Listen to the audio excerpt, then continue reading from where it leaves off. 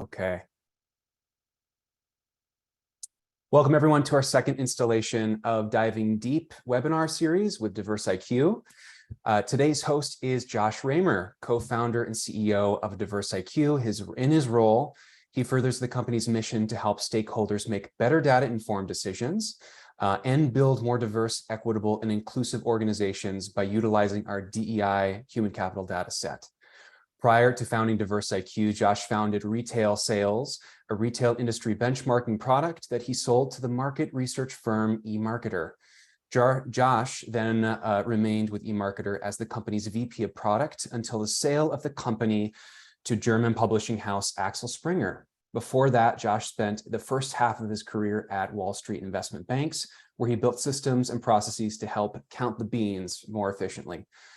Josh lives in New Jersey suburbs with his wife and 2 daughters. With no further ado, Josh, please take it away.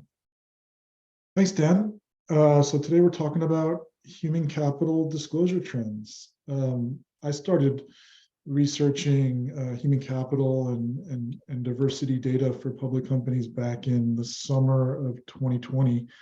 And at the time, the only thing companies were really required to disclose through financial statements was the number of employees they had. And even that was, companies could kind of pick and choose how they disclose that. It could be full-time employees, full-time equivalent employees. And in the late summer of 2020, the SEC passed new human capital disclosure rules, which were principles-based. And so companies were required to talk a lot more about their human capital efforts, but it was still up to each company to kind of pick and choose and decide what they disclosed and how they talked about it. Since then, and also in 2020, after the murder of George Floyd, there was a huge push from a lot of different stakeholders to pressure companies to disclose a lot more about their workforce and about their policies and how they manage their people. And we've just seen an explosion in the amount of information reported and the granularity of that information. But it's still very much voluntary disclosures in the US. And as much as we have a lot more information, it still makes it really hard to compare across companies and across industries on an apples to apples basis. And unfortunately, what we're still missing is information that allows stakeholders to really evaluate the investment that companies make in their people and the return on that investment that companies get out of their people. So, and that's something we'll get to in the end. Dan, if you could just go to the slide on board. Actually, we can skip these and just go to the board disclosures. So one of the first areas that stakeholders started to focus on was board diversity. It's been an issue in terms of gender on the board for a couple of decades now. There's been a push to increase the gender diversity on the board from kind of low double digits, and the goal was to hit 30% gender diversity on boards, which in the S&P 500 and Russell 1000 we hit in the last couple of years. But up until a few years ago, the only thing companies really said about their board diversity was we had 3 women, 30% women, and again, it was all voluntary. In the last few years, there's been a few things that have happened. In the big one being the big stakeholders, especially the big 3, BlackRock, State Street, and Vanguard, asking companies to disclose a lot more demographic information about their directors and also setting different thresholds. Again, that 30% threshold, either for gender or for gender and race and ethnicity, seems to be pretty consistent, and saying if they didn't see progress, they were going to start voting against board leadership. Also, the NASDAQ passed a rule that all NASDAQ listed firms had to start disclosing information about their board in a standard grid matrix. Dan, can you share that grid?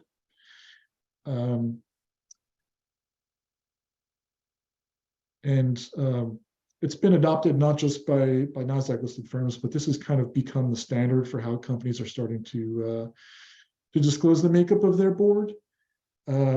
This rule is being challenged in court, and we'll see what the outcome is. But the bottom line is this has kind of become the standard that all large cap firms have adopted and started to trickle down to other firms. And so in 2020, the number of companies disclosing, even in aggregate, the racial and ethnic diversity of boards was 48%, and now that's 99%. And even identifying the race and ethnicity of individual directors, that's nearly half of S&P 500 companies. 48% now disclose the individual's race and ethnicity, and that's up from just 7% in 2020. And in terms of this standard NASDAQ grid, almost 90% right now are using this grid to disclose the makeup of their board, and that's up from just 30% in 2020. And NASDAQ firms only make up, what is it? I have it here. About 30% of the S&P 500. So even though most of the firms are listed on the New York Stock Exchange, they're still adopting this framework for how to disclose information about their boards. Besides just the gender and race, companies are starting to also report LGBTQ+, which is one of the parameters that NASDAQ recommends. So that's 31% of boards are now disclosing in aggregate the sexual orientation of their boards, and that's up from just 2% in 2020. Veteran status and disability are still pretty low, still in single digits, but we're seeing that start to emerge as kind of the next self-ID characteristics. And in terms of the diversity of the board, S&P 500, we're at 32% women on boards, and racial and ethnic diversity is at 24%, which is up from 18% in 2020. Also, there was a couple of states that passed laws around either disclosure or thresholds. So California passed a couple of bills, the first one being establishing a gender threshold for California listed boards, California public-based companies, and the second one, underrepresented communities, which was gender and sexual orientation. The second one was actually struck down. But Illinois also passed a law around disclosure of gender, race, ethnicity, and sexual orientation of companies listed in Illinois. We're seeing a couple of other bills emerge in New York and some other states around either disclosure or setting different thresholds. It'll be interesting to see if they get passed and if they get challenged. But the bottom line is, no matter what happens with whether it's government action or other mandates, I think the standard has now been set, and the ball is rolling downhill, and we're just going to continue to see a lot more granular detail about the makeup of boards, and it's going to continue to be a focus area. And it's starting to trickle down beyond the large companies as well. I think it's going to be the norm for public companies in the US. In terms of workforce representation, Dan, if you can go to the next slide. So, EEO1 was kind of the first area where a lot of the big stakeholders were focused on pressuring companies to disclose this information. And that was, our last webinar was a deep dive in EEO1. And in 2020, only 10% of the S&P 500 made their EEO1 reports, their intersectional workforce makeup public. And that's up to 74% now of the S&P 500. I think we'll probably get over 80% by the end of the year. And in general, representation is the one area that's become kind of ubiquitous right now. In the S&P 500, over 90% disclose the overall makeup, gender makeup of their workforce, and 86% gender of a leadership level, and almost 40% of the C-suite. Race and ethnicity overall, we've seen a huge jump from 26% in 2020 to almost 88%. And for leadership levels, it's gone from just 12% to over 50%. The C-suite, there's still not a lot of reporting for race and ethnicity. It's under 10%. For for full disclosure, which is the breakdown of each race and ethnicity, but over 25% are breaking down white and non-white. And in terms of the self-ID characteristics, those are still pretty, lagging. So only 20% of companies are reporting veteran representation. It's up from 9%. LGBTQ plus, it's still just 7%, and disability, it's 14%. I think those are areas we've seen a lot of companies weren't even surveying their own employees about these characteristics, and nearly every company has started to do a self-ID survey and started to gather this information internally, but a lot of them still aren't reporting it and making it public. I think that's an area we'll start to see a lot more reporting in the next few years. The other interesting thing we're seeing after the SEC passed their new human capital disclosure rules is in 2020, only 6% of these companies were disclosing anything quantitatively about their representation in a financial filing, in a 10K or a proxy, and that's up to 46%. So a lot more quantitative data is being included in proxy statements and 10Ks, but it is still inconsistent in terms of what's being reported and how it's being reported. And I think everyone's kind of waiting to see what the SEC is going to say next with their next update for human capital disclosure rules, and we'll get into that later in the session. Josh, we have a quick question in the chat here from Jim. Do any companies disclose share ownership of non-NEO employees or the annual award of shares?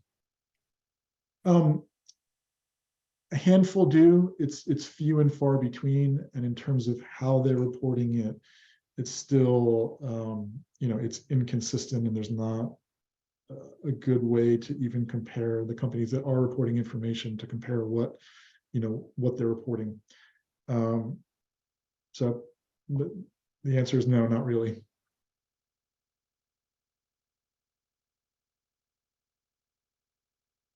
Yeah, thanks, Josh. And I think in general, equity compensation is really limited to the top leadership levels at most companies. And I know there are a handful of companies that are different, but yeah, it's really leadership is who's getting that share ownership for the most part anyway.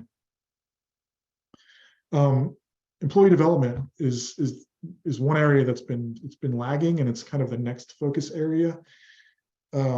As you saw, which was a big proponent for companies disclosing more granular representation data and had a lot of success with shareholder proposals, is now focused on hiring, promotion, and turnover rates, broken down by gender and race and ethnicity. So they filed or co-filed 77 shareholder proposals over the last 2 years. And more than half of those proposals were withdrawn, and the companies agreed to disclose that information in the future. Nike is one that's going to start disclosing that next year. And so this is kind of the next focus area, is not just where is a company today with their representation, but what are the different levers they're pulling, and what's kind of moving the needle. So 60% of the S&P 500 now report a turnover rate, either voluntary or overall, and that's kind of double from 2020. But only a quarter report both. And it's really hard to know what's going on if you only have voluntary or only have overall. It's also hard to compare across companies if they're reporting one or the other. And in terms of a breakdown by demographic groups, only 25% are breaking down turnover by gender, and only 10% are breaking it down by race and ethnicity.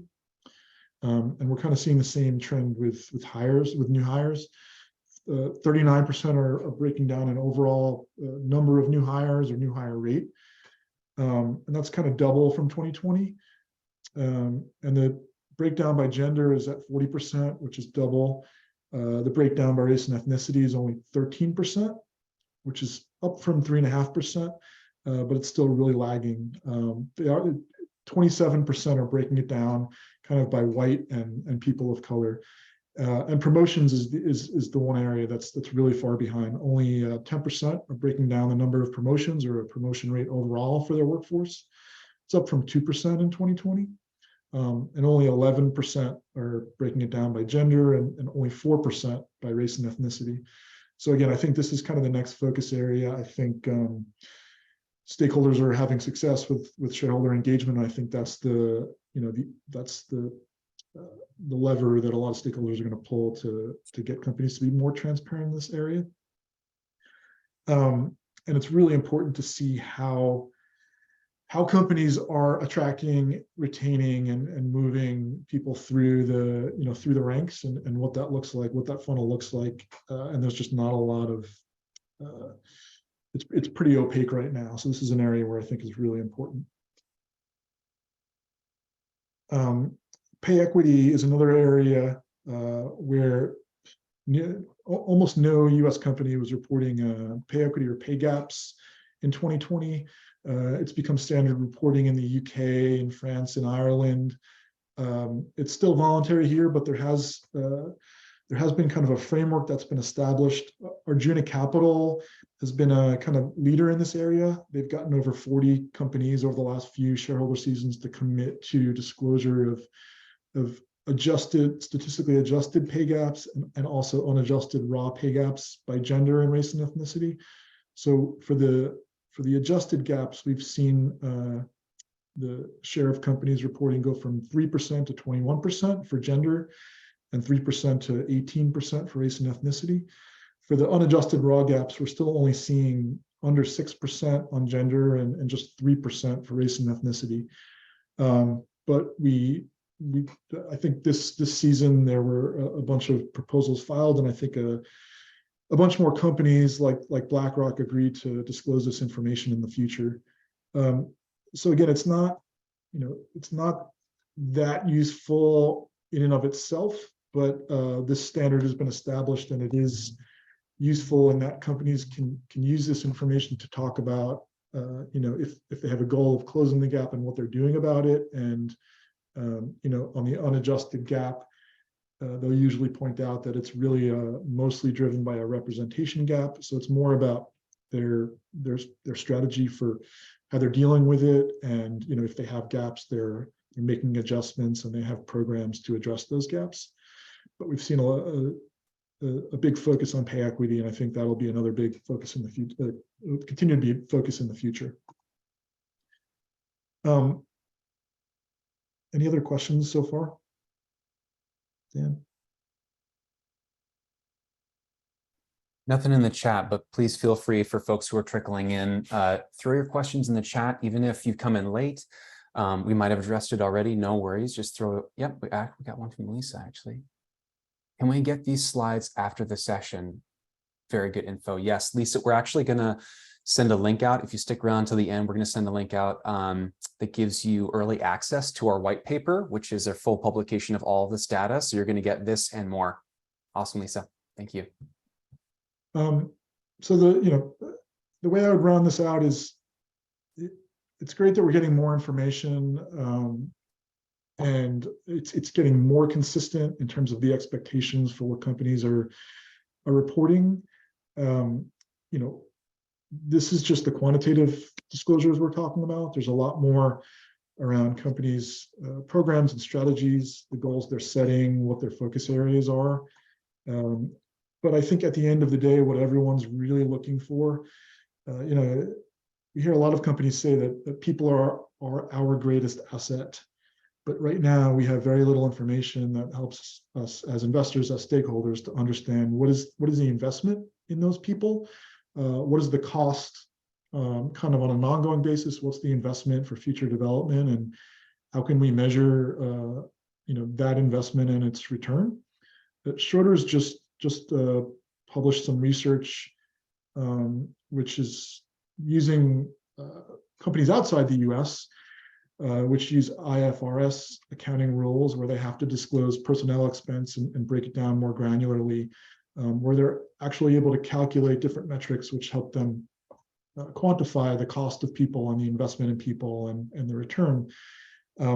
there's a working group on human capital accounting disclosures that sent a letter to the SEC asking them in their next human capital disclosure rules, which are expected to come out later this year, early next year. Dan, can you just bring up that grid? And basically, they're pushing for standard disclosures, which is going to help stakeholders do just that, which is really to understand, at a very basic level, how many employees does the company have, and how is that broken down, and then, what is the cost of those employees, kind of on an ongoing basis, and the investment in their development.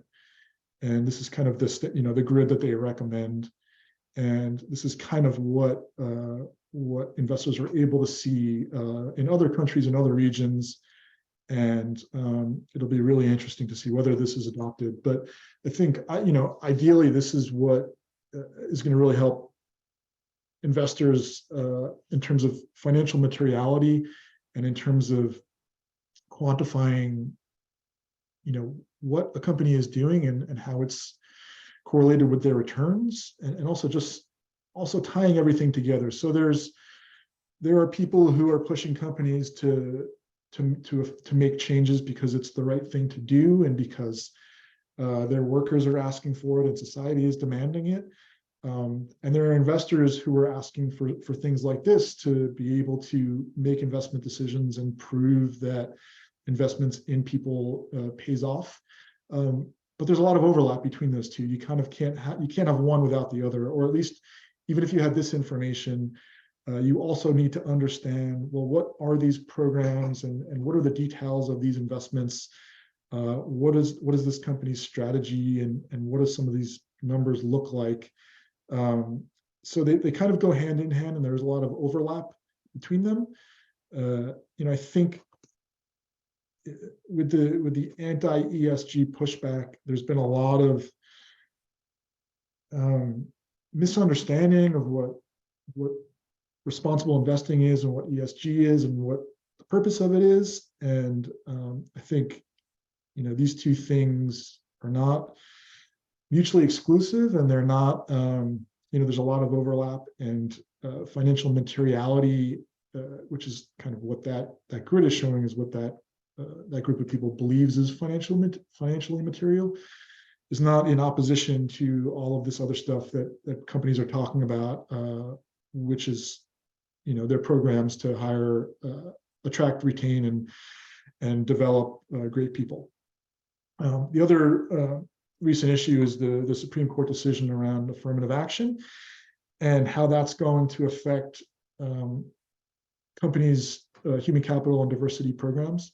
The other day, 13 states attorney generals sent a letter to the Fortune 100, to all Fortune 100 companies, the Fortune 100 CEOs, basically reminding them that they have to abide by the Civil Rights Act, and that they can't discriminate based on race, and threatening action if they don't, if they do discriminate. I think we're going to start to see lawsuits and threats against companies. And I imagine there will be a Supreme Court case in the next couple of years, in terms of companies' policies, where they're specifically saying, we want to hit this level of diversity, or we want to hire this percentage of this group. And so it'll be interesting to see how companies respond, and how that reverberates in the next few months and years. Josh, real quick, we have a couple questions in the chat here. Yep. Yumi said, are there any sectors in particular that are lagging in board disclosure and/or employee data?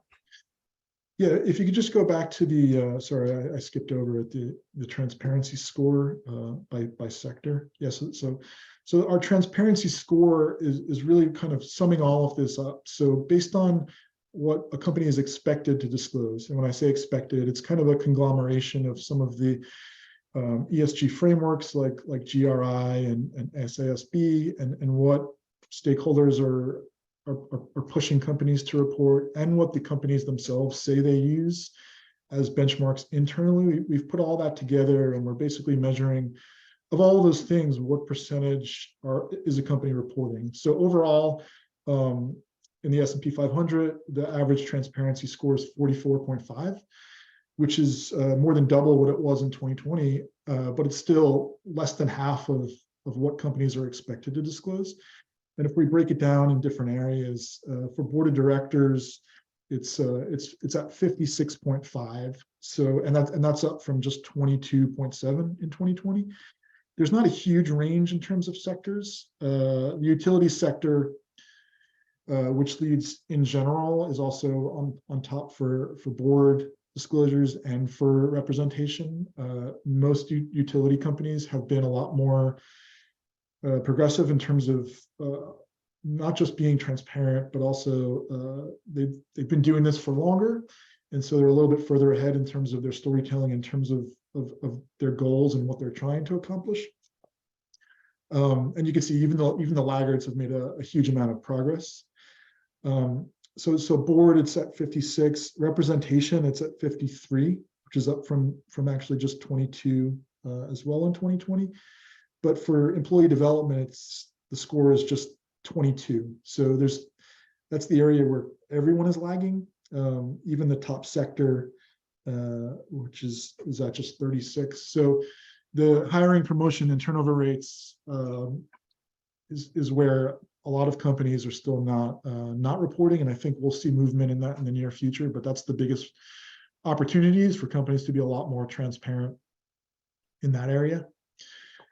And for board, again, I think most companies are starting to use that intersectional gender and race ethnicity reporting. But what's also becoming the expectation is for those characteristics to be reported for each individual director, and for them to be allowed to opt out and say, I'm not disclosing. But I think that's where we're going to, is for those characteristics to be reported for each individual director. Josh, one more question here from Michael. What percentage of the S&P 500 disclosing individual director diversity? The slide said nearly half. Josh said 48, but the graph line crossed 50. So let me just go back.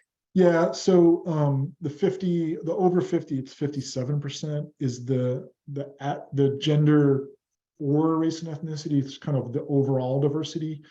So there are companies that'll, for each individual director, they'll mark this person is diverse, but they won't say, it's just kind of, they'll say racial and ethnically diverse, but they won't say the race and ethnicity they are, or they'll say they're diverse, either gender or race and ethnicity. So I think that's where that trend line was over 50%.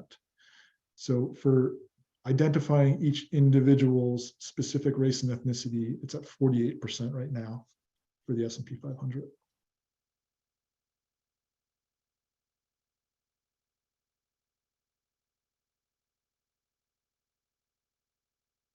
And that's all the questions for now.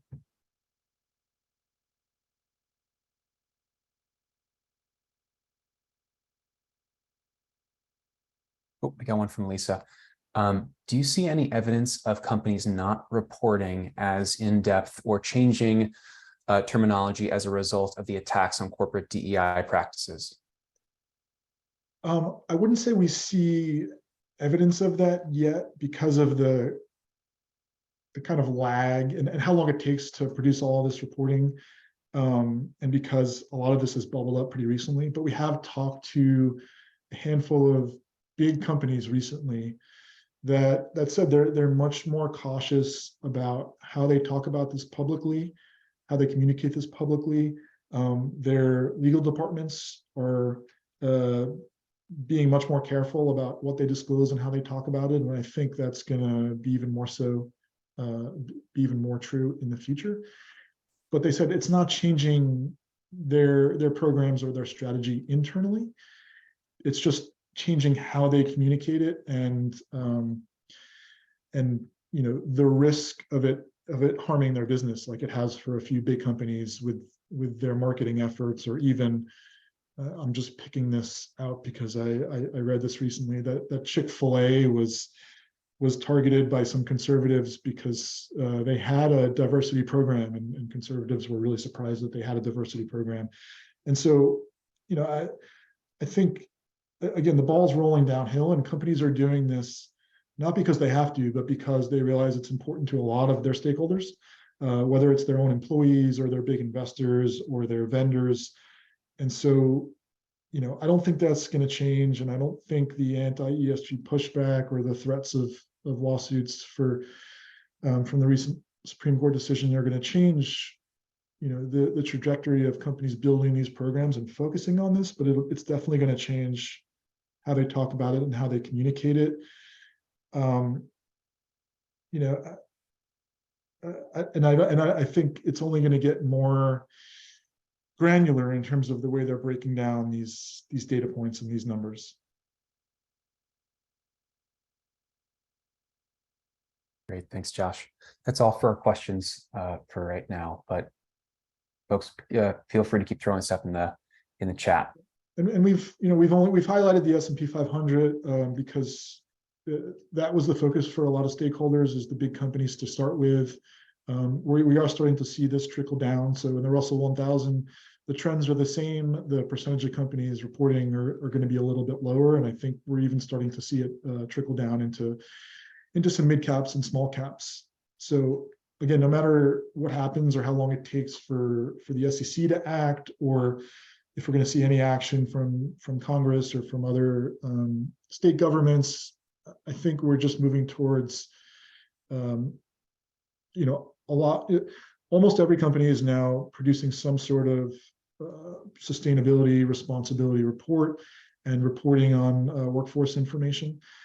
And, as much as there's a lot in the news about the anti-ESG pushback and about, attacks from conservatives and Republicans, Just Capital, which is a nonprofit that does polling on different areas of companies' ESG efforts.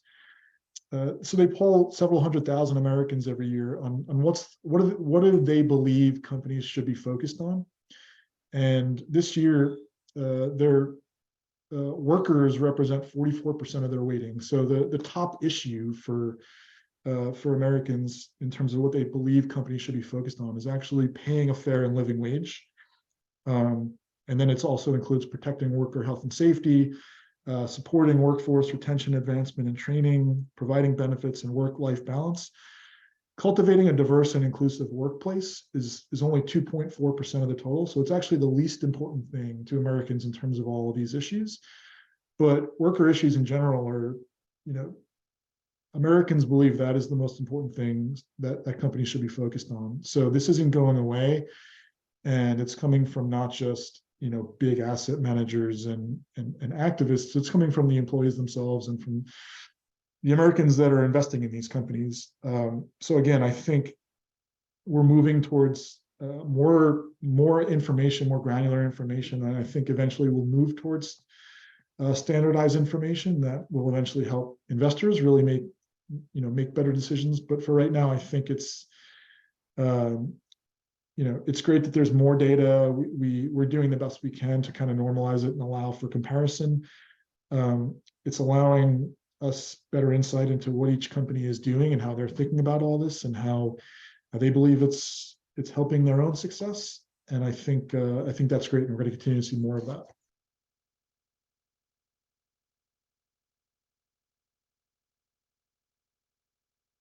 Fantastic. Any other questions? We're through the bulk of the presentation, so if there's anything lingering, or if you want us to revisit, go back into the presentation, look at some metrics, let us know. Also, we want to just flag this to you. You've made it towards the end. I'm going to throw this into the chat here. Our link that if you do want to get early access to this white paper, which dives deeper into all this information, this is the link to get early access to that. So thank you for your participation. We're going to stick around for a bit longer to address your questions. Please feel free at this point, come off mute, turn on your video if you want to ask us questions outright. Now's the time.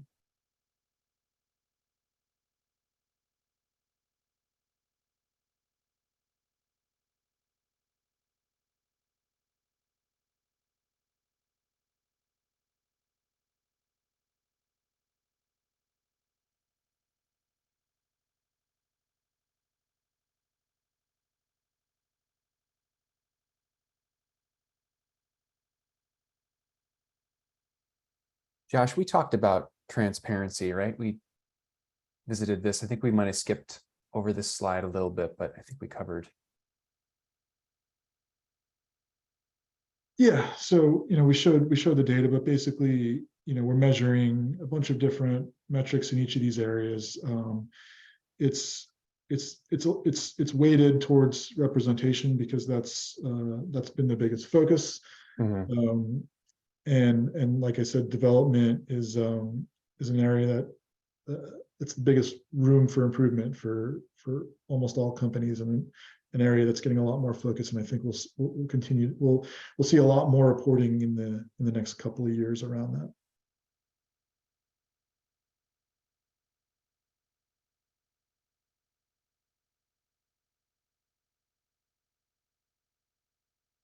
Josh, how do you feel? When will the report be available on the link? I believe it's a week from today. So I believe next Wednesday we're going to be publishing the report. Thank you.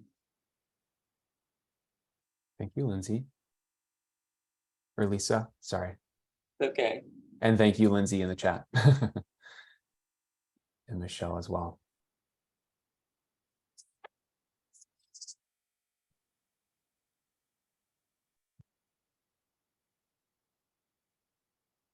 Yeah, of course. Thank you, Chad. Appreciate it. So we'll be sending this out next week. I'll send out a quick follow-up email to everyone who participated. Thank you again for attending. We'll be sending out more information on our white paper coming up soon. And of course, if you do want to have a chat with us or continue the conversation, you can find all that information online on our website at DiversIQ.com. That's all from us. Josh, did you have anything else you wanted to cover or chat about before we hop off? No, that's it. Thanks. Thank you, everyone, for coming. Yeah. Thanks for your time. Thank you for your time, everybody.